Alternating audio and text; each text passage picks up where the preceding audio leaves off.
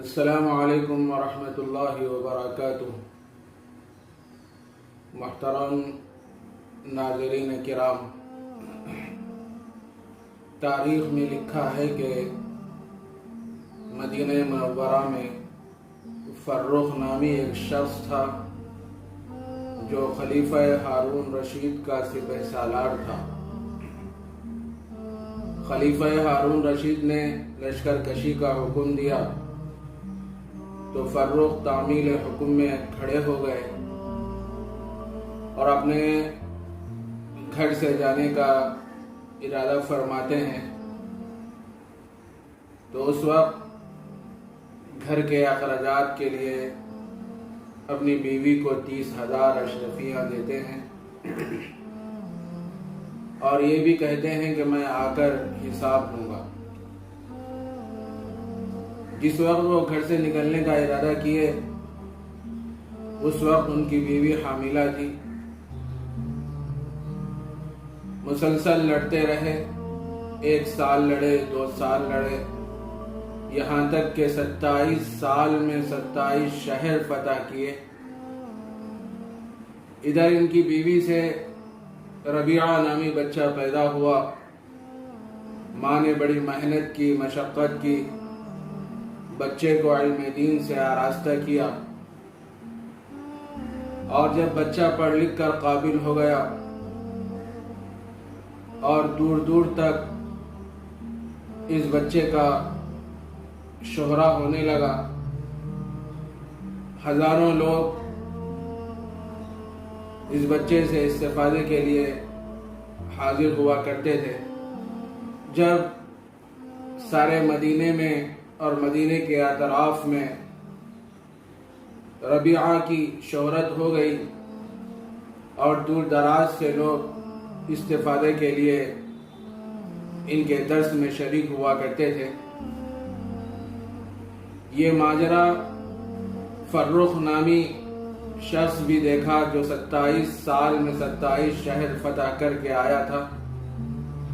کہ لوگ اس قدر اس چھوٹے سے بچے کا اعزاز اور اکرام کر رہے ہیں جو بالکل 25-26 سال کا ہے، مسند درس پر فائز ہے، ہزاروں لوگ ان کے درس میں شریک ہیں، حکام زادے، امیر زادے، پیر زادے سب اس بچے پر پروانہ وار نثار ہو رہے ہیں۔ بہرحال جب اپنے گھر کو پہنچے تو ان کی بیوی محترمہ نے کھانے کا انتظام فرمایا۔ کھانے کے دوران ان کو یاد آیا کہ میں اپنی بیوی کو 30,000 اشرفیاں دے کر گیا تھا، ذرا اس کا حساب لے لوں۔ انہوں نے اپنی بیوی سے پوچھا کہ ذرا مجھے وہ 30,000 اشرفیوں کا حساب دے دو۔ مدینے کے لوگ کتنے ناقدرے ہیں کہ میں اتنے سال مسلسل لڑتا رہا لیکن کوئی بھی استقبال کے لیے نہیں آیا، لیکن مدینے میں ایک ایسا بچہ ہے جو 25-26 سال کا ہے، اس قدر اعزاز اور اکرام ہو رہا ہے کہ سارے شہر کے لوگ اس بچے پر پروانہ وار نثار ہو رہے ہیں۔ بیوی محترمہ نے یہ بات کہی، دیکھو 30,000 اشرفیاں یہ اچھے ہیں کہ یہ بچہ اچھا ہے، ایسا کیا جائے کہ ہم 30,000 اشرفیوں کے بدلے میں اس بچے کو خرید لیں۔ اس موقع پر فرخ نامی شخص نے کہا، تم پاگل اور دیوانی ہو گئی ہو کہ خلیفہ ہارون رشید کا خزانہ شاہی نہیں ہے بلکہ روئے زمین پر جتنے شاہی خزانے ہیں ان سب کو ایک پلڑے میں رکھ دیا جائے اور اس بچے کو ایک پلڑے میں رکھ دیا جائے تب بھی اس بچے کی قیمت اور اس بچے کا حق ادا نہیں ہو سکتا۔ یہ تو علم و فضل والا، کمال والا بچہ ہے، ہزاروں لوگ اس بچے پر پروانہ وار نثار ہو رہے ہیں۔ اتنا سننا تھا، فرخ کی بیوی محترمہ نے اپنے شوہر محترم سے فرمایا، دیکھو یہ جو بچہ ہے یہ تمہارا فرزند ارجمند ہے، تم نے جاتے وقت 30,000 اشرفیاں جو مجھے دیے تھے میں نے اس بچے کی تعلیم پر اس کو خرچ کیا، اتنا سنتے ہی فرخ خوشی سے پھولے نہیں سمایا اور اپنی بیوی محترمہ سے کہنے لگا، اے ربیعہ کی ماں، اگر تم نے اپنے بچے پر اور اپنے بچے کی تعلیم پر اور اس کے تعلیم کے حصول پر اگر یہ 30,000 اشرفیاں خرچ کی ہیں تو نے اس پیسے کو ضائع نہیں کیا۔ میرے عزیز دوستو بزرگوں، اس واقعے سے اندازہ لگائی ہمارے اسلاف نے علم کے حصول کے لیے بے شمار قربانیاں دی۔ ان کے لیے کھانے کے وقت کچھ نہیں ہوتا تھا، معمولی زندگی گزارا کرتے تھے، لیکن قرآن حدیث کو سیکھنے اور اس کو سمجھنے کے لیے ہمارے اسلاف نے بے شمار قربانیاں دی ہیں۔ ظاہر ہے ایسا مبارک علم اور اللہ کی ذات سے نکلا ہوا کلام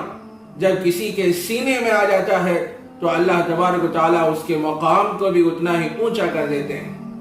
کیونکہ یہ قرآن مجید یہ اللہ کا مقدس کلام ہے، اللہ کی ذات سے نکلا ہوا کلام ہے۔ یہ بڑا ہی احترام والا، عظمت والا، تقدس والا اور بڑی فضیلت والا یہ کلام ہے۔ ظاہر ہے یہ کلام جب کسی کے سینے میں محفوظ ہو جاتا ہے تو وہ بھی باعظمت ہو جاتا ہے، محترم ہو جاتا ہے، قابل قدر ہو جاتا ہے۔ اس لیے ضرورت اس بات کی ہے کہ ہم اپنے بچوں کو دینی تعلیم سے آراستہ کریں، زیور علم سے آراستہ کریں۔ یہ علم ایسا ہے کہ پستیوں سے اٹھانے والا ہے۔ اللہ تبارک و تعالیٰ اسی علم کے ذریعے سے بہت سے لوگوں کے مرتبے کو اونچا کرتے ہیں اور اسی کے ذریعے سے بہت سے لوگوں کو ذلیل اور رسوا کرتے ہیں۔ تو میرے عزیز دوستو بزرگوں، ہم اپنے بچوں کو دینی تعلیم سے آراستہ کریں،